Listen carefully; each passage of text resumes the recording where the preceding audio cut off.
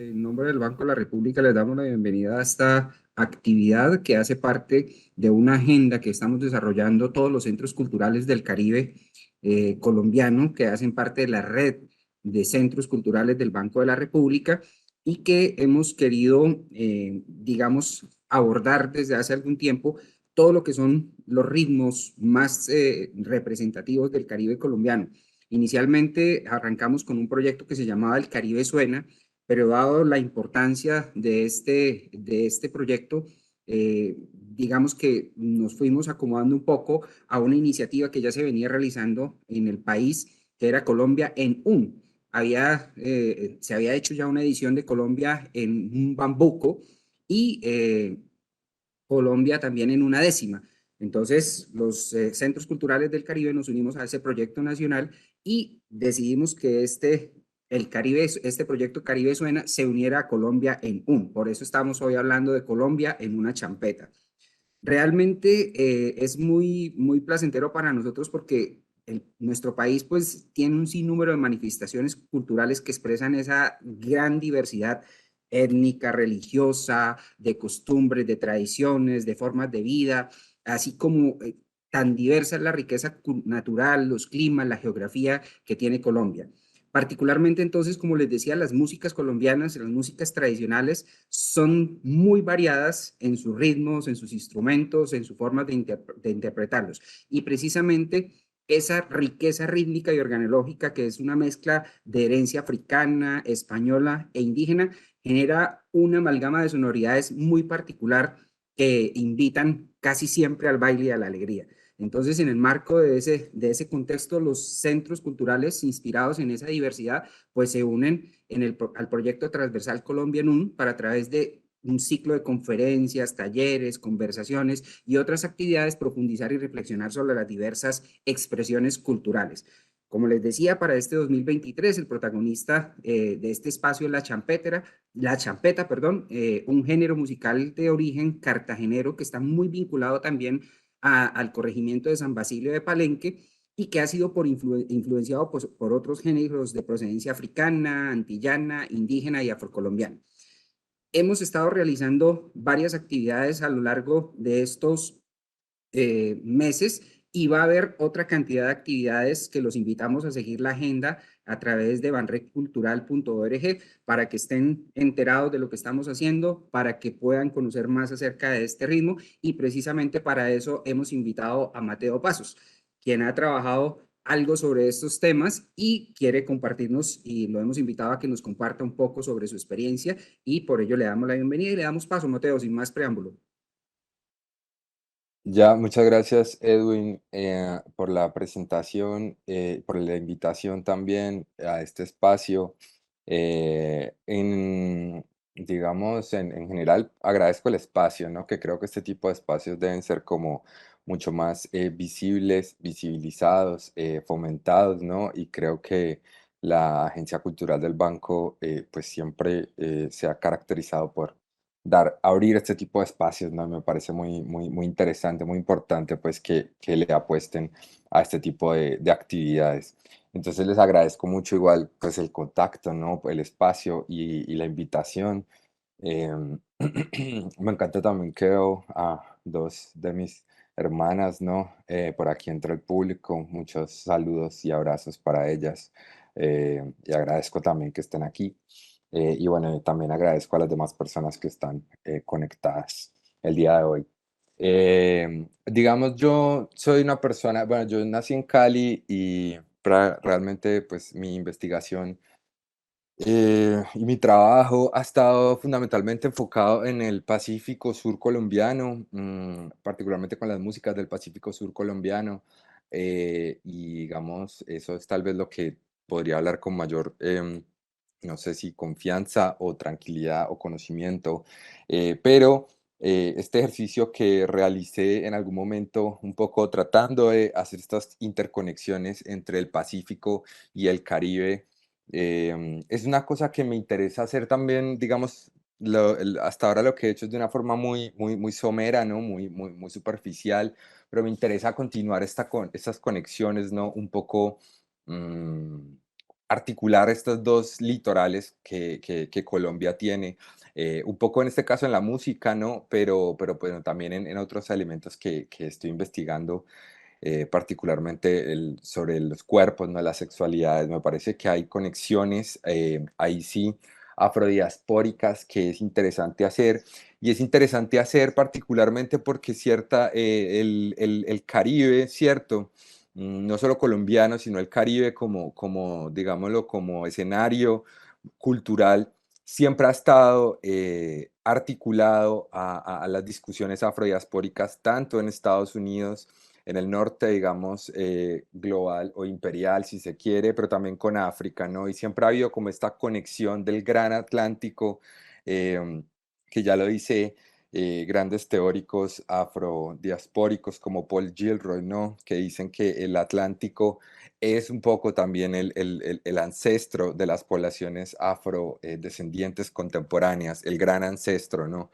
Que conecta África, América e incluso Europa, ¿no? Pero también en ese sentido, el Pacífico, ¿cierto? Ha estado un poco desligado de esa macrosistema del Caribe, ¿cierto? Que se conecta con el Atlántico, esa epistemología afrodiaspórica que piensa el Caribe y el Atlántico como formas de interconectar experiencias de poblaciones negras y afrodescendientes en África, en América, en Norteamérica, en Sudamérica, en el Caribe insular, ¿cierto? Pero también el Pacífico, cómo se articula eso, ¿no? El Pacífico colombiano, pero también el Pacífico ecuatoriano, el Pacífico peruano, ciertamente, y los Pacíficos centroamericanos, ¿no? Que tienen mucho que ver también. Entonces me parece que es un ejercicio interesante que todavía no he hecho demasiado, pero quisiera pensarlo un poco más en un futuro próximo.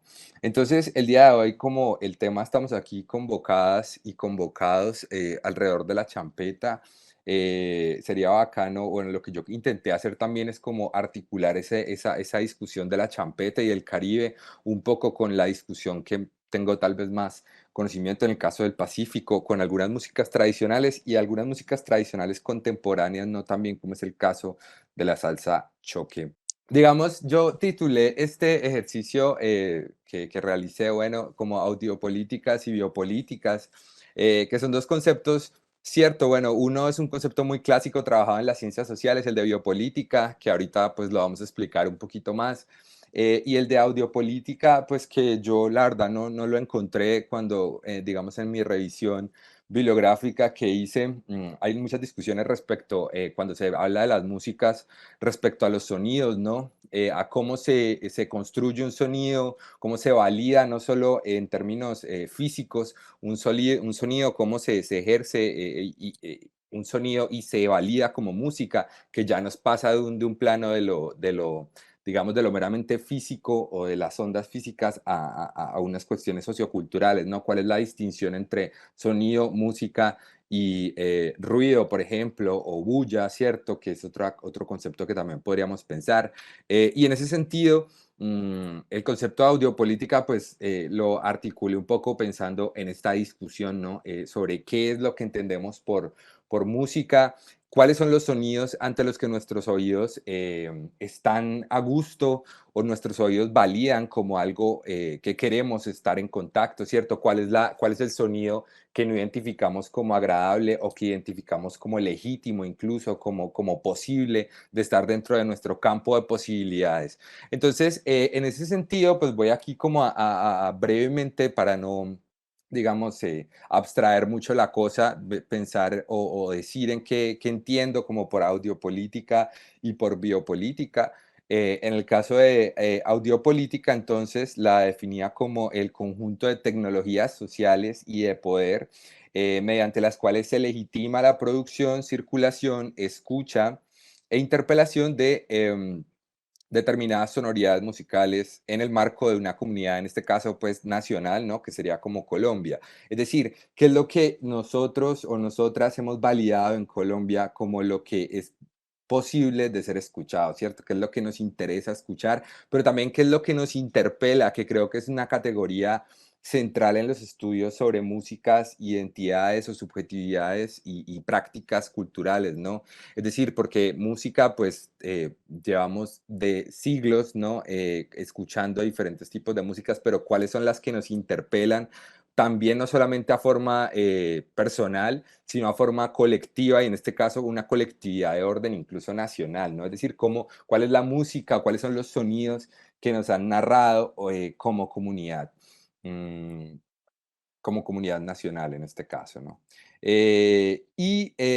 Por otro lado, el concepto de biopolítica, que pues sí ha sido muy trabajado particularmente en las ciencias sociales, ¿no? En la sociología, o en la filosofía, en la antropología, que es propuesto por Michel Foucault, ¿no? Este filósofo francés, en diferentes de sus textos, ¿no? En los cuales él establece pues que la biopolítica como una tecnología de saber poder propia o característica pues del mundo moderno occidental, en donde hay un disciplinamiento sobre los cuerpos humanos que encarnan y reproducen la máquina capitalista. Un poco digamos, traducir esta discusión de la biopolítica, digamos, lo que Foucault, filósofo, va a pensar o va a proponer es que la disciplina, ¿cierto? O el poder no se ejerce exclusivamente a través de las grandes instituciones que pensamos clásicamente como que son las que detentan el poder, ¿cierto? El Estado o la policía, o bueno, no sé, incluso las cárceles bueno, estos grandes sistemas, instituciones en donde el poder se ejerce de una manera vertical, clarísima, evidente, sino que hay diferentes maneras también de controlar, ¿cierto? De vigilar los cuerpos, de disciplinar, es decir, de orientar los cuerpos hacia ciertas direcciones. Que pasan también por la cotidianidad y que son incorporadas por nosotros mismos, por nosotras mismas en nuestra cotidianidad. Es decir, que el poder no es solamente un ejercicio vertical, sino que está fluyendo todo el tiempo y reactualizándose, ¿cierto? Construyéndose a través de nuestros propios cuerpos y subjetividades. Entonces, en ese sentido, estos dos conceptos de audiopolíticas y biopolíticas me parecían importantes para entender cómo se han construido en Colombia unos discursos particulares sobre las músicas, los sonidos que escuchamos, pero también sobre los cuerpos que reaccionan ante esos sonidos, ¿cierto? Porque la música particularmente tiene una capacidad, o el sonido en general, ¿no? Es de hacernos reaccionar, de interpelarnos, por un lado, ¿cierto? Subjetivamente, pero también y más inmediatamente corporalmente. Nos genera algo en el cuerpo cuando escuchamos determinados tipos de música, ¿cierto? Entonces, por eso como que estos dos conceptos me parecían importantes o me parecen importantes para pensar, en este caso, las músicas a nivel de Colombia, ¿no? No solo en Colombia, en diferentes niveles de análisis. Eh, Aquí brevemente quería también hacer como un brevísimo pues, contexto histórico, ¿no? Sobre por qué es importante esta discusión sobre las músicas, pero también las danzas, ¿no? Pensando un poco en el cuerpo, afrodiaspóricas, en el contexto de la producción de una identidad nacional o de una imaginación nacional, no solo en Colombia, sino incluso en América Latina. Tiene que ver con unos procesos que no están exclusivamente enfocados en la música, ¿cierto? Sino que son unos procesos más bien que responden a unas construcciones de nación propias del siglo XIX y particularmente de la mitad del siglo XX, que tienen que ver justamente en el marco de los procesos de independencia de las naciones latinoamericanas, de los estados latinoamericanos, de sus independencias más o menos todas la mayoría, ¿no? En las primeras mitad del siglo XIX, y en la cual se intentan construir como unos relatos a través de los cuales pues vamos a reconocernos como miembros de esta comunidad imaginada, como lo diría autores como Benedict Anderson, ¿no? Que es la nación. Entonces se empiezan a construir todas estas ideas o metarrelatos, digámoslo así, sobre qué es lo que es ser, en el caso colombiano, parte de la nación colombiana. Pero no solo en Colombia, repito, es un proceso que se lleva en todos los países de América Latina que ganan sus independencias en ese momento. Y esto va a tener entonces que ver un poco con una construcción nacional también siempre con muy en el horizonte de posibilidades a Europa occidental, ¿no? que anteriormente pues eran como las colonias, que, los imperios colonizadores de estos territorios, y por más de que se desliguen políticamente o administrativamente estos imperios, pues siempre se van a mantener como referentes culturales, en este caso de construcción o imaginación nacional, ¿no? Entonces, un poco la idea del blanqueamiento, es decir, del blanqueamiento, y tal vez podría ser blanqueamiento barra europeización, ¿cierto? Europeizamiento de las poblaciones nacionales, va a ser un proceso que a lo largo del siglo XIX constantemente va a tratar de ser procurado por las élites nacionales, tanto en Colombia, de nuevo, como en diferentes países de América Latina, ¿no? Partiendo también incluso, no solamente de un ejercicio, digamos, de ordenamiento político, de imaginación política, de los grandes, digamos, las élites que gobernaban estos países, sino un poco también en discusión o en articulación con la ciencia de esa época, del siglo XIX, que un poco también se justificaba o sustentaba ideales como el mismo determinismo biológico, ¿no? En el cual, pues, sabemos que incluso desde mucho antes ya estaba esta idea en el contexto colonial, ¿no?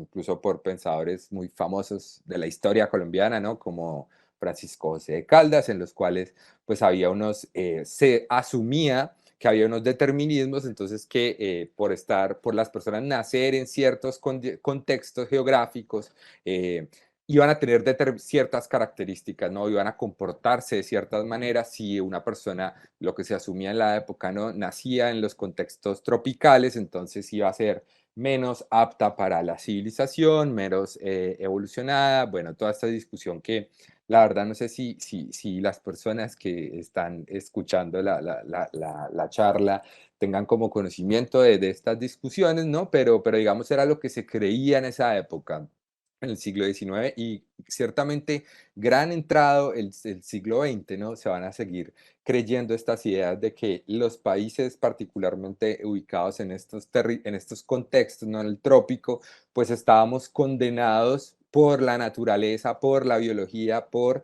esta geografía a ser digámoslo así, infinitamente subdesarrollados, o iba a costarnos mucho más lograr a llegar a ser como los europeos, que eran la cúspide, ¿no? De la evolución o del proceso evolutivo humano, la civilización máxima.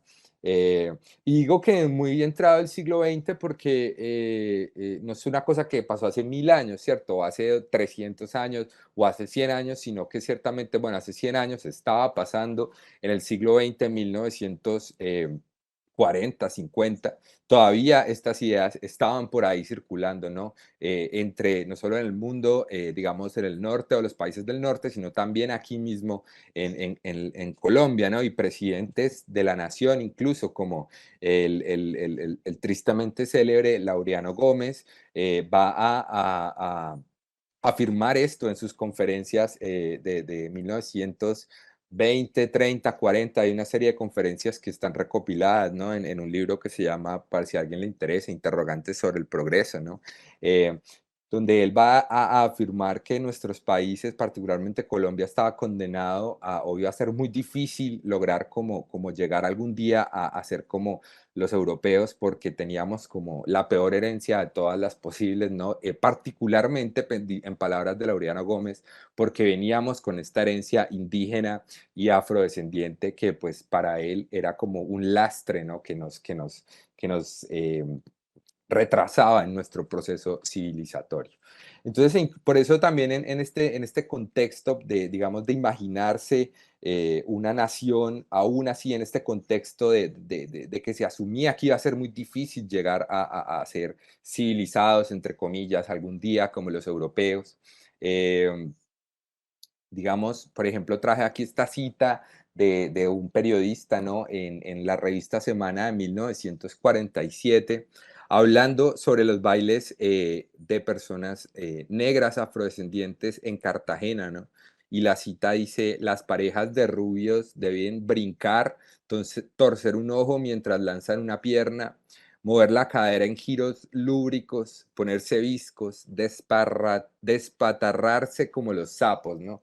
la narración del periodista un poco también evidencia las lecturas que había en esa época sobre este tipo de bailes, ¿no? En este caso, de personas negras afrodescendientes en Cartagena, ¿no? Que se asimilaban a los sapos, ¿no? A esta idea de la salvaje, de la animalidad misma.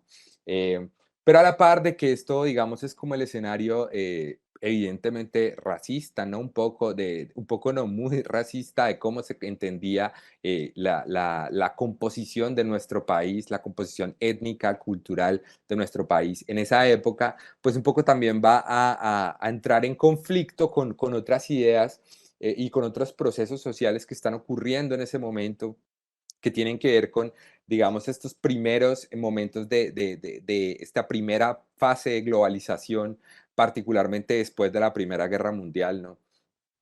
Que va a implicar como un acelerado intercambio de mercancías, pero también de consumos, de ideas culturales, ¿cierto?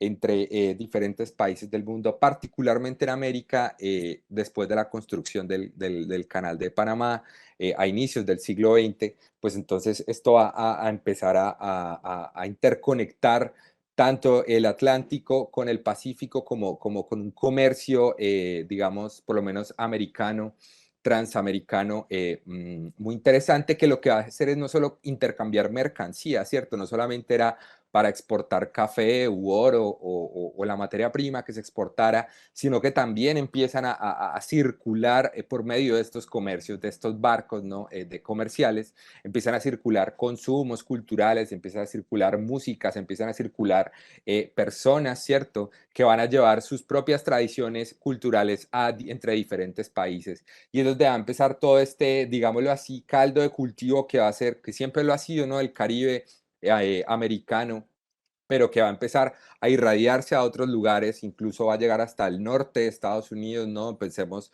en Nueva York y el contexto de este momento histórico y la creación de elementos como el jazz, ¿no? De músicas como el jazz, de músicas como la misma salsa, ¿no? El mismo, en los 60s un poco, el mambo, las músicas, digamos, predecesoras de la salsa, como el mambo, ciertamente, como la timba cubana, puertorriqueña, que van a empezar a circular y van a llegar incluso a territorios tan lejanos al Caribe como podría ser la ciudad de Nueva York y van a empezar a amalgamarse, ¿cierto? A crear otro tipo de cosas. Y eso mismo va a ocurrir aquí, particularmente en Colombia, particularmente en las ciudades como Cartagena, después como Barranquilla, ¿cierto? Que son los puertos del Caribe y un poco también en esa misma época con la construcción del puerto de Buenaventura aquí en el Pacífico y la interconexión pues de Cali con ese puerto, lo que va a hacer entonces es también generar esa interconexión de esta Colombia que se imaginaba como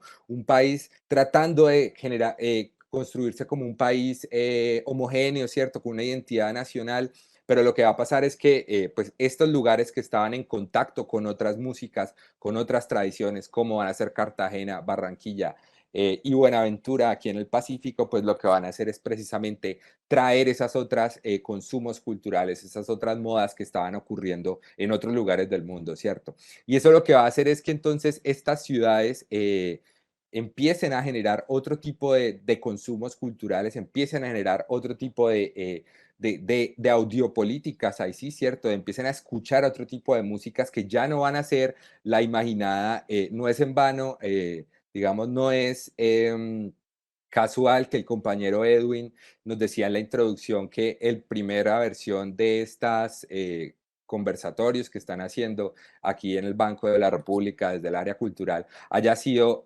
colombiano un bambuco, ¿no? Porque el bambuco se construía o se construyó y aún, ¿no? Como la música tradicional por excelencia colombiana, ¿cierto? Y el bambuco pues es una música ciertamente bastante andina, que no quiere decir que su origen no tenga una fusión de elementos indígenas, afrodescendientes, españoles, ¿cierto? También europeos, con los ritmos de base, con la instrumentación de las guitarras o de los instrumentos de cuerdas, pero pues va a tener también toda una mixtura, una mezcla, perdón, de vientos indígenas, de percusiones africanas, que pues en últimas lo que van a terminar convirtiéndose es en una música que fue no sé si todavía la insignia de Colombia, ¿cierto? Y que sea altamente valorada aún hoy en día en los contextos particularmente de la región andina colombiana, ¿no? Los festivales de música de bambuco y de los ritmos asociados, lo que se reconoce como música andinas colombianas,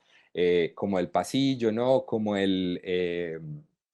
bueno, ¿cuál es la otra? Los torbellinos, bueno, hay varios. Se realizan en ciudades del interior de Colombia, ¿no? Como Ginebra, el Festival Mono Núñez, como en Ibagué, como, en fin, bueno, en toda esta región de la zona andina. En estos lugares, entonces, es donde está esa idea del bambuco, ¿no? Esa idea del bambuco también como una música bastante blanqueada, como una música que emulaba las músicas de cámara también europeas, porque se interpretaba en unos auditorios, todavía hoy en día es así, ¿no? Se interpreta con unos instrumentos de base, en su mayoría europeos. Si ustedes alguna vez han tenido la oportunidad o tienen la oportunidad de ir al Festival de Música Colombiana El Mono Núñez, que se celebra aquí en el Valle, en Ginebra, en la competencia oficial del festival es en un auditorio, todo muy solemne, ¿cierto? Digamos, las músicas que interpretan, todo el mundo es sentado, las personas son escuchando sentadas esta música, y no estoy diciendo que esté mal o que esté bien, ¿cierto? Simplemente es como para pensar el bambuco, que el compañero Edwin nos decía que fue la primera elemento, el primer música que se hizo a través de estas charlas. Mm, ¿Cómo se constituyó? ¿Por qué se constituyó como la música central en el imaginario de la audiopolítica colombiana, ¿cierto? Porque era una música andina, porque en la zona andina le hace también Bogotá, ¿cierto? La capital era donde estaba el desarrollo, es donde estaba la civilización del país, pero también Medellín, ¿no? Que hace parte de este circuito, y muchas de las ciudades de la zona de la región andina. Y que esta música no en vano también un poco no muy blanqueada, ¿no? Muy interpretada fundamentalmente por eh, personas, digamos, blanco-mestizas, aun cuando los orígenes mismos del bambuco, como decía antes, pues están por otro lado, no están precisamente en esta mezcla de diversos ritmos. Bien, entonces hice este paréntesis del bambuco un poco para pensar en cómo las ciudades de los puertos como Cartagena, Barranquilla y Buenaventura, pues estaban un poco en contacto con estas otras sonoridades, ¿no? Y empiezan a llegar músicas como los boleros del Caribe, empiezan a llegar músicas como los, eh, la música, los tangos, incluso desde Argentina, la música que está construyéndose el jazz en Estados Unidos, y diversas músicas que van a generar otro tipo de sonoridades y de audiopolíticas en estos contextos. Y eso va a ser un poco fundamental para que en estos contextos litorales, fundamentalmente del Caribe, haya como este intercambio y esta apertura a otro tipo de músicas. Y ahí es donde se va a retomar o se va a revalorizar también esta pareja del bambuco que va a aparecer en el siglo XX, que es la música, digamos, como identidad nacional colombiana, que es la cumbia, ¿no?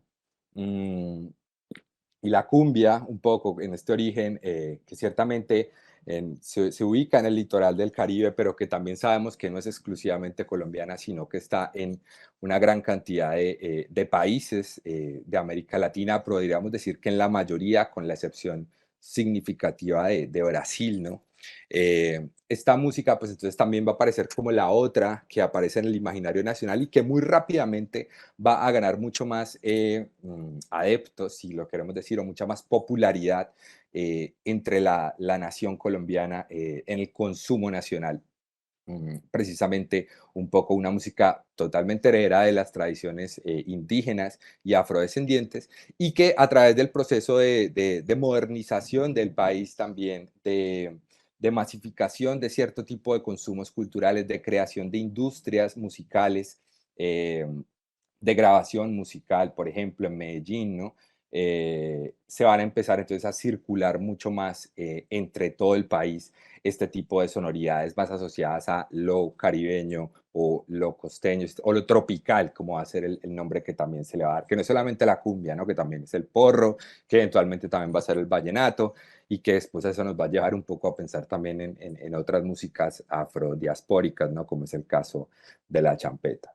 Eh, ya para cerrar digamos, momento introductorio que tal vez se fue un poquito más largo de lo normal, quería como como resaltar que un poco para también lograr esa comercialización de estas músicas, entre comillas, negras, ¿no? Tropicales o caribeñas, como la misma cumbia, pero otras, ¿no? Que no ocurre solamente en Colombia, sino que ocurre con el merengue en República Dominicana, con la timba, ¿cierto? En Puerto Rico. Eh, lo que esto implica es un poco las disqueras lo que hacen es tratar de suavizar un poco la música porque, digamos, no se comercializa en el interior de Colombia tan fácilmente las músicas que eran, entre comillas, demasiado exóticas, ¿no? Demasiado negras porque las personas no estaban acostumbradas, ¿cierto? A este tipo de danzas, a este tipo de sonoridades, a este tipo de rítmicas tan aceleradas. Y lo que particularmente ocurre con esto digamos, lo analiza muy bien Peter Waite en su libro de Música, Raza y Nación, ¿cierto? En Colombia. Lo que ocurre particularmente es que la creación de estas disqueras en Medellín, pues lo que hacen es intentar de traer músicos de la costa caribe colombiana, pero decir cuando van a hacer el proceso de grabarlos, pues como de, bueno, vamos a bajarle un poquito la revolución a estas músicas porque esto así como tan acelerado, ¿cierto? Tan, como lo diría la cita, tan despatarrado en su baile, pues no lo van a poder, no va a ser fácilmente consumible en el interior del país, en Medellín, en Bogotá, ¿no? Mm. Bien, entonces para hablar, ya entrar un poquito más pensando en la champeta, oh, yo aquí quería traer como algunas citas mm, que encontré en unas revisiones de prensa que realicé respecto a cómo también se había pensado esta idea de cómo se entiende la música de la champeta en Colombia, ¿no? No solo en Colombia, sino a nivel regionales también, ¿no? Y lo que me encontré es precisamente es que la champeta aparece usualmente o mayoritariamente, en muchos casos, ¿cierto? Perseguida o por lo menos vigilada, ¿no? Vigilada muy de cerca desde diferentes autoridades, desde diferentes instituciones, incluso instituciones como el Estado colombiano, pero también instituciones como la Iglesia católica, ¿cierto? O protestante, cristiana más recientemente, pero es desde diferentes niveles que se empiezan a crear como unos discursos particularmente de vigilancia, de persecución, ciertamente, hacia cierto tipo de músicas, ¿no? Y en este caso, hacia la champeta, que creo que es clarísimo que lo tengamos presente. Entonces aquí retomé algunos elementos que encontré en una breve revisión de prensa, bueno, breve no tanto, pero pues una revisión de prensa que realicé ciertamente al respecto y encuentro que entonces, por ejemplo, en el caso de Malambo, ¿no? En el departamento del Atlántico, el alcalde en esa época prohíbe la champeta, ¿no? Puse aquí en la imagen como las palabras textuales que usan, porque me parecen muy interesantes, ¿no? Ciertamente cuando dice el alcalde o el testimonio que da el alcalde es que transmite mensajes subliminales a los que la escuchan y bailan, transformándolos en seres violentos y agresivos. Mm, y bueno, otra testimonio del alcalde, ¿no? De que está científicamente demostrado que esta cacofónica algarabía difundida por los mercaderes de picós pues, propicia comportamientos violentos y degenera en alteraciones del orden público, ¿no? Entonces, en este testimonio que recogemos aquí, este alcalde de este municipio del Atlántico en el 99, ciertamente no hace 500 años, ciertamente no hace 300 años, ciertamente no hace 100 años, sino hace apenas 24 años encontramos como este proceso de larga duración de estos estereotipos o de estas lecturas sobre las músicas afrodiaspóricas, todos sabemos aquí, pues pongo los orígenes también de las músicas de champeta que ciertamente tienen que ver con esta transculturalidad o circulaciones transcaribeñas que hablábamos ahora un poquito antes. Eh, digamos, un poco cómo se reactualizan en el escenario más contemporáneo, o por lo menos más cercanamente contemporáneo, estas discusiones o estas ideas sobre la champeta, ¿no? Como algo que es inherentemente violento, que es algo que transforma, ¿no? Que escuchar estas músicas, pero además bailarlas, y ahí es la relación entre audiopolítica, biopolítica, nos va a convertir a las personas que las podamos escuchar o bailar en seres violentos y agresivos, ¿no? Como que incluso, pues como que dice que científicamente demostrado, esto propicia esta música, esta no solo música, ¿no? Porque en ningún momento dice música, sino dice una cacofónica algarabía, es decir, una bulla llena de ruido, ¿cierto? Es decir, ni siquiera le da la condición de música. Eh, el escuchar esta bulla, digámoslo en palabras de este alcalde, se van a generar entonces comportamientos violentos y degeneraciones, ¿no? Degeneración, un poco una palabra bastante también en orden de la moral, ¿cierto? Pero también de las lecturas frente a lo sano, a lo enfermo, ¿no? Un poco las lecturas que también haría, en este caso, Foucault, frente a los cuerpos saludables. Eh, Aquí un poquito más, en el otro escenario, pero no es ligado, ¿cierto? En Cartagena, en el 2000, eh, hay un proceso en el cual se intenta como regular las fiestas de Picono entre la alcaldía y la policía del departamento de Bolívar, en donde entonces intentan como racionar en los bailes, que no haya como solo escuchen música de champeta, sino que escuchen otro tipo de música, ¿cierto? Como salsa, bueno, que vayan intercalando, es lo que intentaron hacer, ¿cierto? Argumentando también que escuchar solamente champeta iba a volver violentas a las personas, ¿cierto? Atribuyéndole a esta música eh, perdón, como una especie primero que todo, como si las personas no pudieran hacer unas elecciones racionales, ¿cierto? Frente a lo que escuchan, pero también es atribuyéndole a estas músicas unas propiedades, pues ciertamente que no sé de dónde se las imaginaban, porque pues sabemos que también es muy complicado hacer este tipo de asociaciones, ¿no? Pero vimos en la imagen anterior que pues decían incluso que científicamente, obviamente, pues esos estudios no existen, ¿cierto? Y nunca han existido, y si existen, sería bueno saber cómo lo han demostrado, porque pues hasta donde yo he hecho mi revisión, hasta ahora no hay una demostración científica al respecto. Incluso ahí habría que preguntarse cómo se podría demostrar científicamente que escuchar una música haga más violenta, un tipo de música específica haga más violenta a una persona. Pero también quería traer esta aquí noticia del 2015, que es este proyecto de ley. O sea, otra vez, ya no es hace 23 o 24 años, sino hace apenas 8 años o menos, en que el Consejo de Cartagena intenta hacer un proyecto, un concejal, ¿no? Del Consejo de Cartagena intenta hacer un proyecto de ley para la ciudad, para el distrito, en el cual se llama donde se dictan normas para regular la participación de menores de edad en bailes o danzas que incidan en el contacto físico de tipo sexual y que hagan apología al sexo o a posiciones sexuales de algún tipo, ¿no? Entonces, un poco, digamos, aquí en este caso ya no era solamente que había un precepto de que escuchar o bailar champeta iba a volver a las personas criminales, ¿cierto? O violentas, sino que además había ya en otro orden, ¿no? Que tenía que ver con la sexualización de unos cuerpos, y en este caso con la sexualización particularmente de niños, niñas y adolescentes.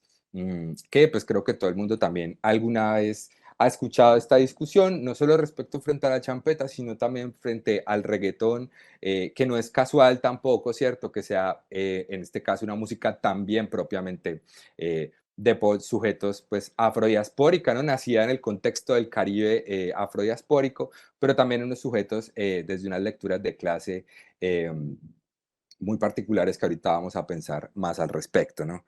Entonces dice que aquí tenía una cita que dice, sí, aquí está, la puse, bueno, dice, el proyecto, el concejal, ¿no? Que propuso este proyecto, dice que está sustentado otra vez, dice, por estudios científicos realizados en Colombia y en América Latina, los cuales, vuelvo y repito, no existen, pero pues bueno, él dijo que existían, que hablan sobre las afectaciones psicológicas, ¿no? Todo esto es lo que él dice, eh, fisiopsicológicas, perdón, de los niños y niñas al ser expuestos a estas músicas. Y además también otro de los concejales de su partido, no el mismo que lo presentó, sino otro Dice, ahí está la cita, hay que mandar una señal a la ciudadanía de que el Consejo de la Ciudad está en desacuerdo con eso, que nada tiene de cultura. Y me parece importante esa frase, ¿no? Que nada tiene cultura, entonces asumimos que escuchar champeta no es algo que lo hace parte de la cultura, pero segundo, que en la acepción que el concejal lo está usando, pues que no es algo culto, ¿cierto? Que no es de personas cultas, inteligentes, escuchar champeta. Y pues otra vez es nuestro deber proteger a la niñez, ¿no? Entonces, digamos, todo este, digamos, citas que les traje, o bueno, relatos que les traje sobre cómo han intentado controlar y ya no, de nuevo, la champeta ya no hace 100 años, sino ahorita mismo, pues hace 8 años, porque, o sea, lo que quiero que pensemos es por qué a la gente le cuesta tanto, ¿cierto? Porque hay ciertas personas que les genera tanto problema este tipo de músicas. Entonces, pensar en este caso la champeta como una práctica cultural que atenta contra el orden social, pero también contra la moral pública, pero que además incluso casi al nivel de la basura, ¿no? En el sentido de que la gente dice, o estos relatos que hemos traído acá, no es que eso no es cultura, es que eso no es algo culto, ¿cierto? Y además basura en el sentido contaminante de la basura, en el sentido de que la basura, pues la entendemos también como algo que si uno está en contacto con la basura, pues la basura como que se le pega, ¿cierto? Como que la basura lo contagia.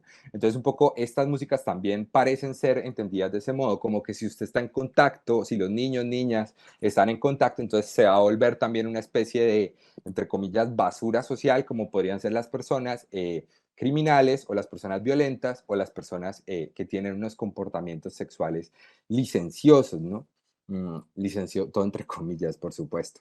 Pero además, de nuevo, como decía ahorita, también implica pensar a la gente o a los seres humanos como que somos consumidores pasivos, ¿cierto? Que cuando escuchamos algo, entonces no somos capaces de reflexionar sobre qué es lo que estamos consumiendo, de cómo nos identificamos, cómo nos interpelan los sonidos que nos llaman la atención o no nos llaman, pero también eso que tiene que ver con cómo nos movemos ante esos sonidos, ¿no? Cómo reaccionamos corporalmente ante esos sonidos que puede que nos gusten o no, ¿cierto? Y ahora cuando decía un poco que esta lectura no solamente parte de unos preceptos, estos estereotipos frente a la champeta parten de unos preceptos también racistas, ¿cierto? Que si decíamos que en el siglo XIX la música que se pretendía como más culta o como la que se debía promover como identidad nacional era el bambuco, porque era la música de las zonas mestizas, blanco-mestizas, andinas del país, pues en este caso también las músicas, en este caso de las costas, en este caso de la costa caribe, ¿cierto? Colombiana, pero también de personas racializadas como negras, como afrodescendientes, pues estamos viendo por un lado que hay unas lecturas racistas frente a estas músicas, pero por otro lado también clasistas, ¿no? Porque entonces implica cuando este señor, creo, dice no tiene nada de cultura, el que está aquí en esta cita, hace referencia precisamente a esta idea del oculto, ¿no? Como de los hábitos de consumo cultos, que es consumir música, ¿cuál es la música culta, cierto? ¿Qué es lo que la gente entiende por culto? No sé, supongo que la música clásica o el bambuco este que les cuento que la gente escucha en un auditorio, todo el mundo muy sentado, muy calladito, y no en esa algarabía en la que escuchamos, pero también bailamos cuando estamos, en el caso, escuchando muchas músicas, no solo la champeta, ¿no? Sino estoy pensando, por ejemplo, en otro concurso musical que, digamos, muy importante aquí en el Valle, que es el Petronio Álvarez, ¿no? Que en este caso es de música del Pacífico colombiano, músicas afrodiaspóricas, ¿cierto? Músicas de poblaciones negras. Y como en ese espacio no escuchamos las músicas sentados, sino bailando y en algarabía, ciertamente, muy digámoslo, ahorita podemos hablar sobre ese concepto, ¿no? Pero un poco expandida, ¿no? Entonces, un poco también, ciertamente, pensándolo no solo en lecturas raciales, sino de clase también, pues no todas las personas que escuchen o bailen la champeta podrán necesariamente ser ligadas como a estos juicios, porque tal vez algunas personas, ¿no? De los sectores más altos, de las clases más altas de estas ciudades o de estas regiones como la costa, pues no necesariamente van a ser vistas como poco cultas, como menos cultura sí consumen este tipo de músicas, cuando mucho tal vez pueda ser leído como una cuestión de mal gusto, entre comillas, ¿no? Un poco para hacer un paralelo con el tema de la salsa choque, y digamos también como para ir cerrando un poco el espacio, porque la tormenta me desconcentra mucho, tengo que confesar aquí pues a las personas que están acá que me dan un poquito de miedo las tormentas. Y también para poder abrir la discusión a las personas que les interese como preguntar o bueno, no sé, reaccionar frente a también lo que se ha dicho acá. Quería como solamente traer algunos elementos de la salsa choque que me parecen interesantes para pensarlos como en paralelo a la discusión que planteaba aquí sobre, por un lado, sobre las músicas negras afrodiaspóricas en Colombia, pero también frente a la champeta, ¿no? Mm, Y es que la salsa choque precisamente en Cali, bueno, en Cali no solamente, en el Pacífico colombiano, pero ciertamente muy importante la ciudad de Cali, nace a principios de este siglo, en los 2000, pues en los primeros años de la década del 2000, un poco por toda la migración de personas negras afrodescendientes de las ciudades de otras regiones del Pacífico colombiano, ¿cierto? Fundamentalmente de Buenaventura, pero también de la zona del Pacífico nariñense, Tumaco y los diferentes municipios que eh, se encuentran en el andén pacífico de Nariño, que hay una migración muy fuerte, no solo reciente, sino histórica, pues aquí en la ciudad de Cali, y que un poco es una forma también de cómo esas tradiciones, las tradiciones musicales propias del Pacífico, digamos, entre comillas, más rural, eh, se reactualizan en los contextos urbanos como la ciudad de Cali y se ponen en, en, en, en, en en negociación, en diálogo, en intercambio con otro tipo de tradiciones musicales, como puede ser la salsa, que también es una música pues bastante, todo el mundo aquí supongo lo sabe, es un patrimonio, digámoslo así, de las personas de Cali, pero no solo la salsa, ¿no? Que ya dijimos viene de otros contextos, viene desde Nueva York, iniciada en Cuba, en Puerto Rico, pasa por Nueva York, luego baja hasta acá, en fin, pasa por Cartagena también, ¿cierto? Pasa por Barranquilla también, pasa por Buenaventura, llega a Cali, en fin, pero otro tipo de músicas, ¿no? Como el raga, como el dancehall, todos caribeños, como el hip hop, un poco más americano, como el propio reggaetón, ¿no? En este caso puertorriqueño, panameño, en fin, toda la articulación, en este caso Caribe-Pacífico, de la que hablaba al principio de esta charla. Y bueno, que existe desde esa época, pero que en el resto de Colombia muy poco se había conocido, no se sabía, ¿cierto? Y que gana ciertamente una visibilidad o una popularidad después, una fecha muy específica que fue el Mundial, ¿no? De Brasil del 2014, cuando la selección masculina de fútbol fue al Mundial y les fue súper bien y entonces cada vez que hacían gol bailaban, celebraban bailando y entonces todo el mundo empezó como, bueno, ¿esto qué es lo que están bailando? Pues todo el mundo, digo, la gente de Bogotá que no tenía ni idea cómo vivimos, ¿cierto? En cualquier lugar que no sea Bogotá.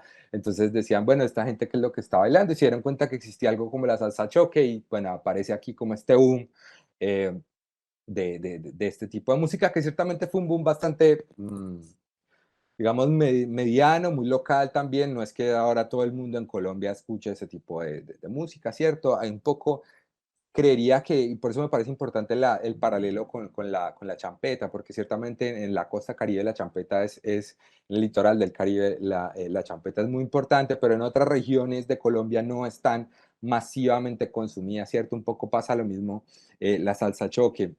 Eh, y lo que me parece aquí, quería resaltar también de la salsa choque y para seguir estableciendo estas conexiones con la champeta particularmente, es que la salsa choque no ha sido o no ha sido objeto como de esta vigilancia biopolítica sobre los cuerpos también de las personas que la bailan o sobre los, digamos, cuerpos de las personas que la escuchan, porque particularmente la salsa choque no tiene una forma de bailar digámoslo entre comillas, tan sexual o sexualizadas más bien, porque es también el ojo que sexualiza la forma de bailar este tipo de música o este tipo de baile, sino un poco el juicio hacia la salsa choque ha venido más en el orden de lo que hablaba en la última parte de la exposición de la champeta sobre lo culto, lo inculto, ¿cierto? Un poco más un juicio no tanto biopolítico, sino también más del orden audiopolítico, ¿no? Este concepto que decía al principio,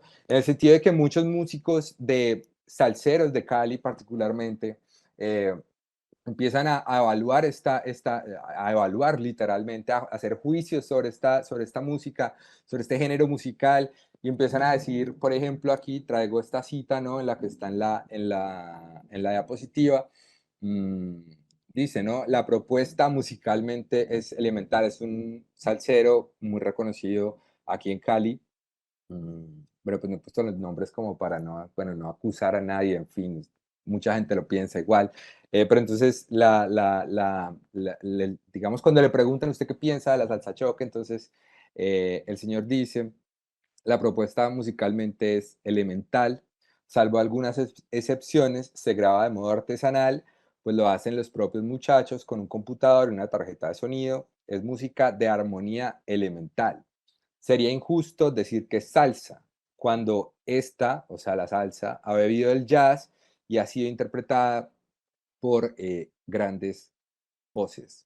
Entonces, lo que me parece importante, pues, o interesante de resaltar en este testimonio de este músico que lo entrevista en El País, el periódico, digamos, de mayor circulación aquí en Cali, en el Valle del Cauca, pues, es precisamente el juicio culto, entre comillas, que él realiza como parándose desde el lugar de la música culta, ¿cierto? Del experto, del saber experto, en este caso artístico, musical, y dice, no, eso que ellos están haciendo, eso, ¿quiénes son ellos? No, pues son precisamente hombres jóvenes, negros, afrodescendientes, eh, desplazados en muchos casos por cuenta del el conflicto armado, la violencia en el Pacífico rural, que si ellos no lo vieron, los vieron sus padres, ¿cierto?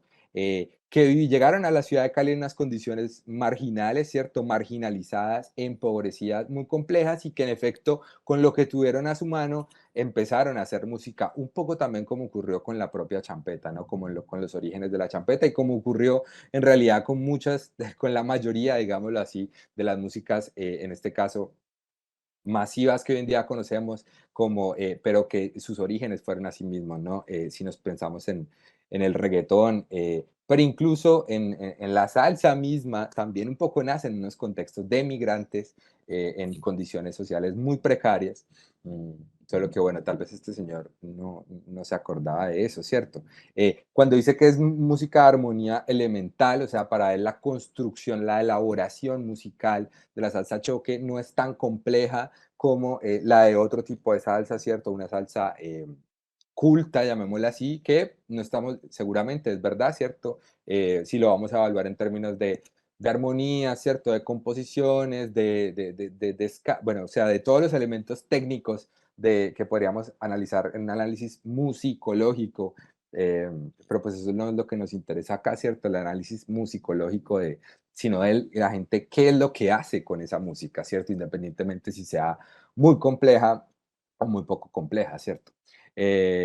Entonces, pues un poco lo que estamos viendo aquí también es una cuestión de clase en este sentido, de la salsa, asumirla como algo vulgar, ¿cierto? Como algo poco elaborado, como algo que consumen las personas que no saben de salsa, entre comillas, porque también todo el mundo lo dice, que es algo poco, todo el mundo no, mucha gente cuestiona la salsa choque de ese modo, ¿no? Que es una salsa poco inteligente. Y precisamente lo que eso también está diciendo entonces es hablando de los juicios clasistas, de paso racistas, que se elaboran sobre las personas que han producido esta salsa, que son estos sujetos eh, empobrecidos, ¿cierto? De estas cuestiones, de esta migración del Pacífico en la ciudad de Cali, pero también de las personas que la consumen, que les gusta bailar esta salsa, que la escuchan, que la producen también, ¿no? Que precisamente también están en estos lugares sociales.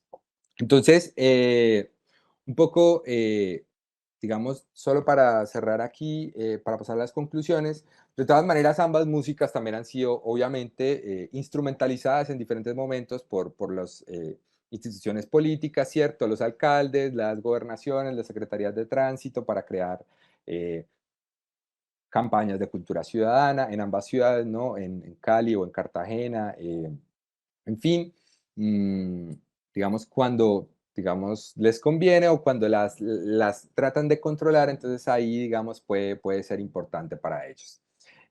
Puede ser útil más que importante, diría yo. Bien, por último, unas reflexiones finales para leer el paso a la discusión, si es posible. Em, digamos, creo que ambas músicas que hemos hablado aquí, pero otras, ¿no? Como el propio reggaetón, que tal vez no sea colombiano, pero pues es fundamental en nuestro país, ¿no? Comparten cierto tipo de características, ¿no? Que son, entre otras, que son músicas realizadas en su gran mayoría por sujetos de las clases populares, ¿no? De dos grandes urbes colombianas, en el caso de Cali y Cartagena, pero también de otros lugares. mm, no solo estas dos, solo que pues las más visibles, ¿no?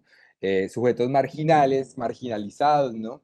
Empobrecidos en muchos casos, eh, sacados de sus territorios en muchos casos, que no encarnan o encarnan muy poco, ¿no? El ideal propio de lo que la nación colombiana se imagina sobre sí misma y sobre lo que proyecta sobre sí misma hacia su ciudadanía, pero también hacia el exterior, ¿no?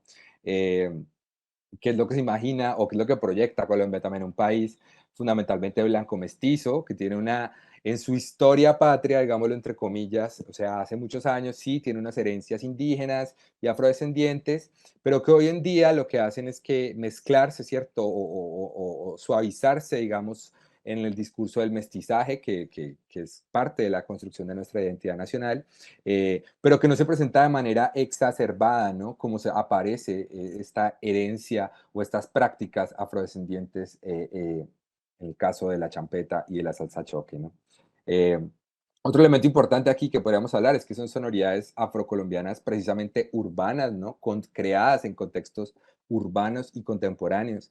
Y es interesante porque entonces no es la música que tradicionalmente se intenta como esta es la tradición del país, ¿cierto? Por ejemplo, como la cumbia o como las músicas, incluso muchos casos que se presentan en el Petronio aquí en Cali, ¿no? Como el currulao, como que son músicas que se imaginan como vestigios del pasado, ¿cierto? Que pueden ser vistos casi como una curiosidad, como una artesanía, como un anticuario, un poco la idea de los museos, ¿no? Como de traer a la memoria contemporánea cómo era la gente antes, ¿cierto? Cómo vivía la gente antes, y en este caso qué escuchaba la gente antes o cómo bailaba la gente antes.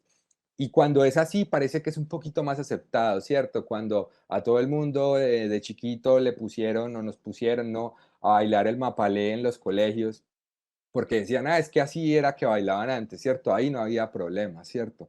Pero cuando ya pensamos en que cómo se reactualizan en el mundo contemporáneo estas músicas, ¿cierto? Cuáles son los caminos que recorre las músicas afrodiaspóricas, en este caso, en el mundo contemporáneo, ¿no? Que mezclan, que transitan entre lo pasado, lo presente, entre lo local y lo global, entre lo tradicional y la fusión. Ahí es donde empieza un poco a ser preocupante o a ser digamos, mayormente vigilado, mayormente controlado por diferentes instituciones y procesos sociales.